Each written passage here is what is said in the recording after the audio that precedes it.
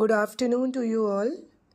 I'm your science teacher and I am explaining today chapter number 6, the living organism characteristics and habitats.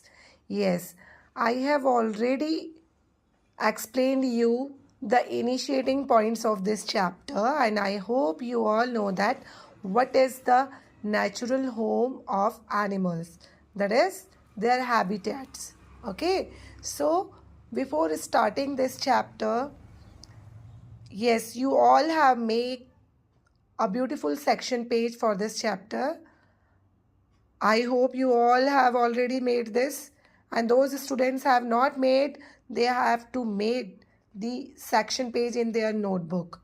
Okay, I will check that complete chapter after these holidays. Okay, and I will take your class test also of chapter number 5 and 6 both. Clear? So let's start the chapter. Paheli and Bujo went on vacation to many places of interest. पहेली और बूझो अपने interest के बहुत सारी जगहों पे घूमने जा रहे थे. On such trip took them to the river Ganga in Rishikesh. कहाँ से स्टार्ट किया उन्होंने अपना? ठीक है, रिवर गंगा के साइड से स्टार्ट किया, ऋषिकेश से. ठीक है. They climb the mountains of the Himalayas where it was very cold. आप लोगों को मालूम है the mountainous areas were very cold.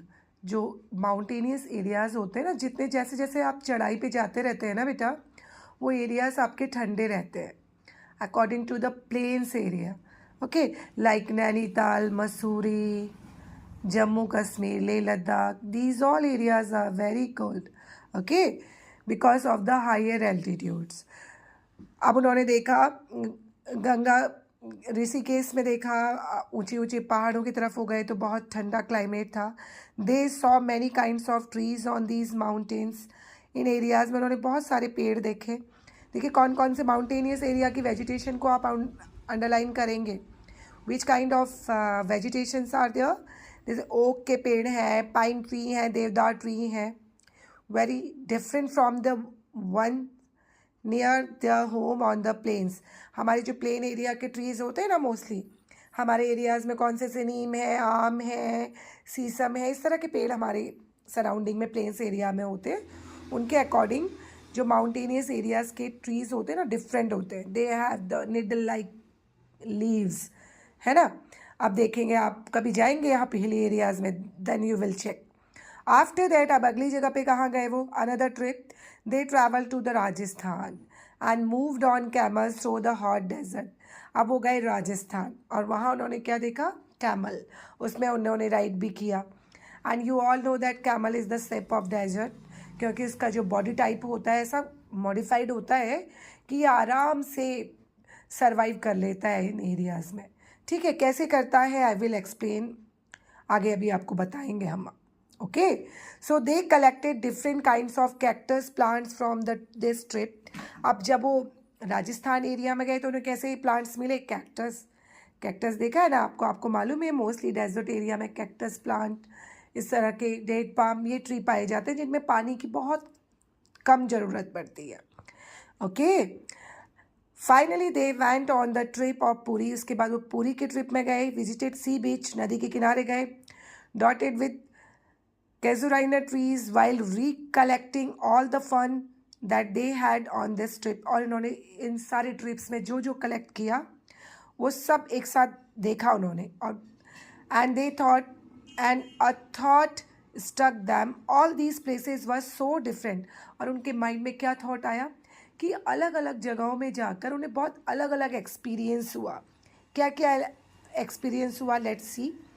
Some were cold, some very hot and dry and some places so humid. अब ये जो अलग अलग तीनों जगह पे वो गए, एक जगह बहुत ज़्यादा ठंड थी, एक जगह बहुत गर्मी थी और एक जगह बहुत ह्यूमिडिटी थी. ह्यूमिडिटी का मतलब होता है नमी वाला जगह थी.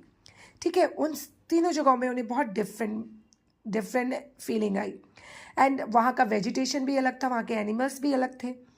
And yet all of them had many organism of various kind, और इन अलग अलग एरियाज़ में अलग अलग तरह के ऑर्गेनिज्म थे, उनका बिल्कुल अलग अलग तरह का एडेप्टेशन था.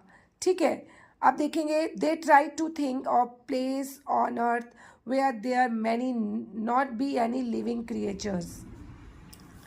उन्होंने ट्राई किया ऐसी जगह पे जाने का जहाँ पर may not be any living creature, जहाँ पे कोई लिविंग क्रिएचर हो ही ना. Buju thought of places near his home inside the house. He tried the cupboards. He had thought that there may not be any living organism here. अब उसने घर जाके देखा, अपने कबर्ड वगैरह खोल के भी देखा, उसने सोचा यहाँ तो कोई लिविंग ऑर्गेनिज्म होगा ही नहीं. लेकिन but he found one tiny spider, पर उसे छोटी सी मकड़ी मिल गई. आपको मालूम हमारे घर के अंदर भी बहुत सारे ऑर्गेनिज्म होते हैं, छोटे छोटे से इंसेक्ट्स होते हैं, स्पाइडर्स होते हैं, कॉकरोचेस होते हैं, and some kinds of lizard. छिपकली तो हमारे घरों में ही रहती है मोस्टली. तो ये सारी तरह के ऑर्गेनिज्म. अब उसने सोचा यहाँ कोई नहीं होगा, बट उसे मिल गया spider. Okay, and he tried the cupboard. He had thought there may be not any living organism here, but he found and one tiny spider in the cupboard. Outside the home too, there did not seem to be any place he could think of that did not have living creature. घर में भी उसे कोई ऐसा area नहीं मिला जहाँ पर कोई लिविंग क्रिएचर ना हो. Of some kind of other, Paheli started thinking and reading about far away places. She read that people have even found tiny living organisms in the opening of volcanoes. अब पहेली ने start किया research करना, पढ़ना अलग अलग जगहों के बारे में. तो उसने देखा कि इवन वॉल्केनोज में की ओपनिंग में भी छोटे छोटे क्रिएचर पाए जाते हैं. ओके, अब organism in the surroundings where they live, we will discuss that, yes, that portion in next video. Till then, have a nice day beta, and read the chapter and listen that video very carefully. When the school will reopen, I will ask the questions in between the chapter. Okay, these all videos which we have uploaded on your app, these are very important. Okay, so don't take them easily. Take all videos seriously. Okay, till then, have a nice day.